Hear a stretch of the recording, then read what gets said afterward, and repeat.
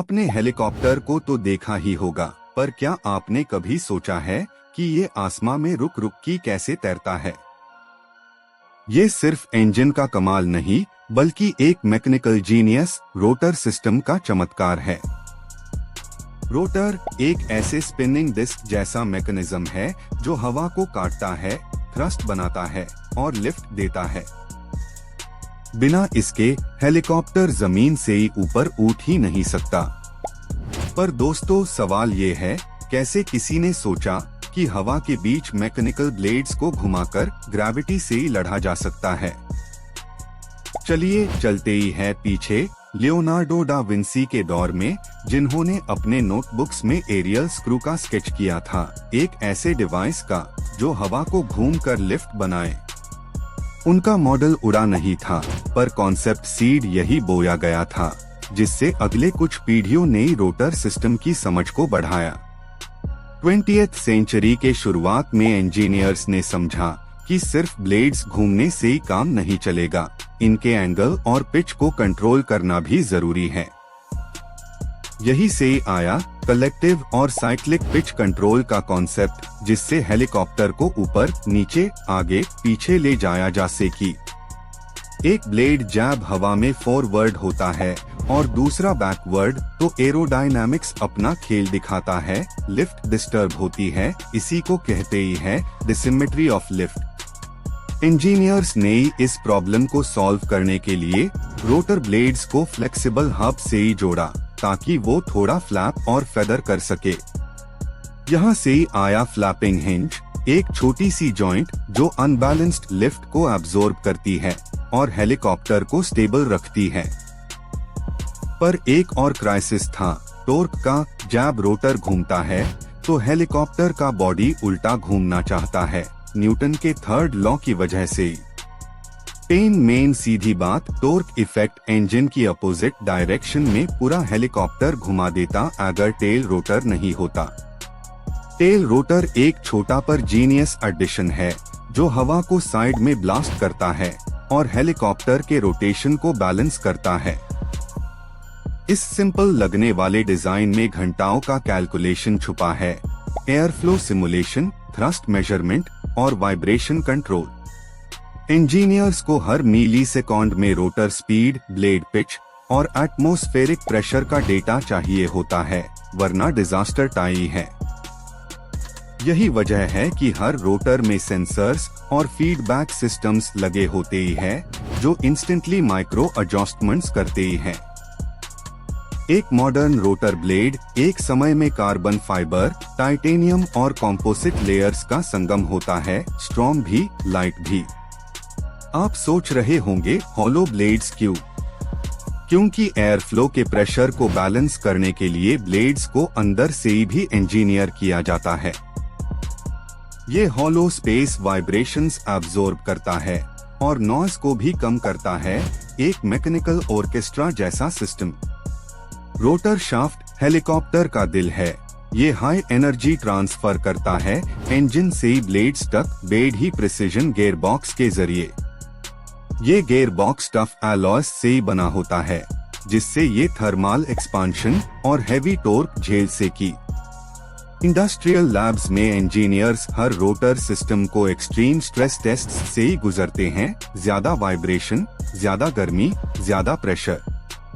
उनका goal simple होता है, एक ऐसा डिजाइन बनाना जो फेल ना हो, चाहे स्टॉर्म हो या बर्फ की सालामा हवाएं। लेकिन रोटर का मैजिक तब हाई कंप्लीट होता है जब पायलट उससे डायनामिक कंट्रोल देता है, जॉयस्टिक से ही हर माइक्रो एंगल को एडजस्ट करते ही हुए। ह्यूमन और मशीन के बीच ये सांझ रोटर के सोल को जिंदा करती है। रोटर इंजीनियर के दिमाग का अल्टीमेट बैले है। कुछ एक्सपर्ट्स कहते ही है, रोटर एक उड़ान को डिजाइन नहीं करता, बल्कि वो एयर के नेचर को रिराइट करता है। आज के एडवांस्ड हेलीकॉप्टर्स में ब्लेड्स की शेप और कोड डिस्ट्रीब्यूशन एआई मॉडलिंग से टाई होती है। एआई एयर फ्लो प्रिडिक्ट करता है और इसे सॉफ्टवेयर रोटर स्ट्रक्चर ऑप्टिमाइज करता है, जिसे कम फ्यूल में ज्यादा लिफ्ट माए। इलेक्ट्रिक हेलीकॉप्टर्स के नए प्रोटोटाइप्स में टेल रोटर हटा दिया गया है और उसकी जगह डुअल कॉन्ट्रा रोटेटिंग रोटर्स लगाए जा रहे हैं।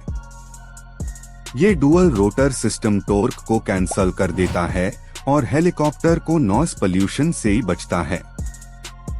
रोटर सिस्टम का एवोल्यूशन बस डिजाइन का नहीं, विजन का भी सफर है। लियोनार्डो के स्केच से ही नासा के सिमुलेशंस तक।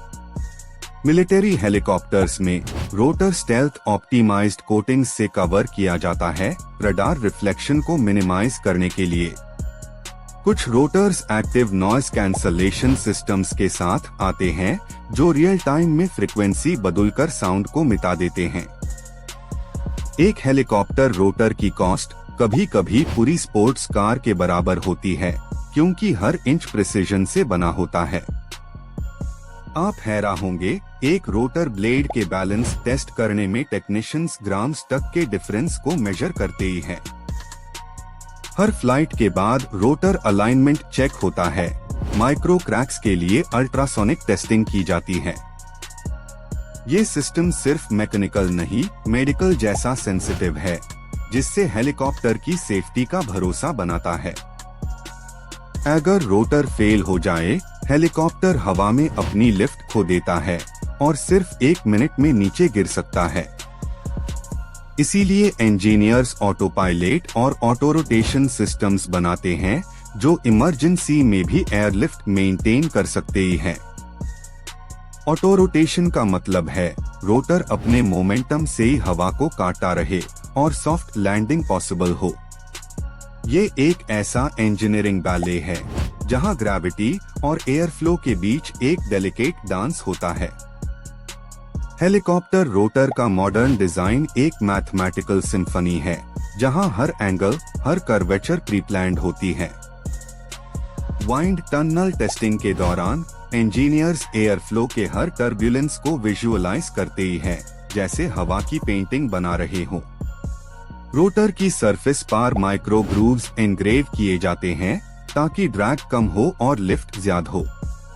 इन ग्रूव्स और एजेस की मेजरमेंट नैनोमीटर लेवल तक होती है।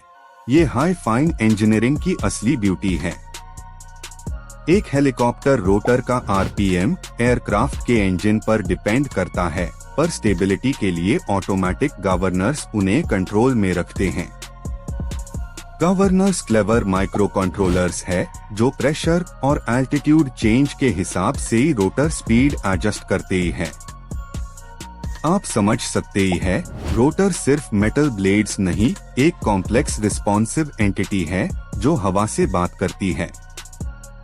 और इस कॉन्वर्सेशन के पीछे छुपा है ह्यूमन क्यूरियोसिटी का स्पार्क, जिससे हमने ग्रेविटी की सीमाओं को तोड़ दिया। आज जब आप कोई हेलीकॉप्टर देखते हैं या उसका घूमता रोटर सुनते हैं, समझिएगा ये सिर्फ एक मशीन नहीं, एक सेंचुरी ऑफ इनोवेशन है। एक मैकेनिकल ड्रीम जो इंसान को हवाओं का मलिक बना गया और हर उड़ान में इंजीनियरिंग का दिल धड़कता है। ये रोटर एक सिंबल है इमेजिनेशन का, पेशेंस का और उन दिमागों का जो सोचने से ही कभी नहीं रुके। और दोस्तों, अगली बार जब आप किसी हेलीकॉप्टर को देखें तो जरा हंस के कहिएगा, ये हवा से नहीं, दिमाग से उड़ता है।